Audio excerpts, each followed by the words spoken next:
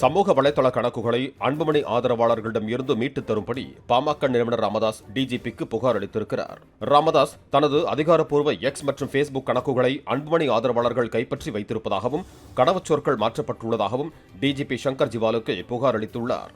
ஊடகங்களுக்கு அறிக்கைகள் அனுப்ப பயன்படுத்தப்பட்ட மின்னஞ்சல் முகவரியையும் தான் பயன்படுத்த முடியவில்லை எனவும் ராமதாஸ் குறிப்பிட்டிருக்கிறார்.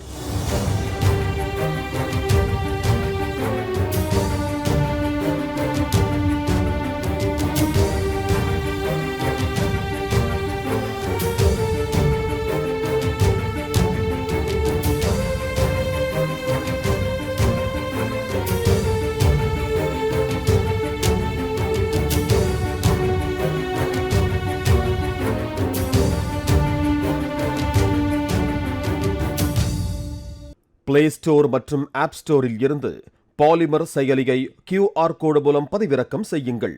செய்திகளை உடனுக்குடன் பெறுங்கள்.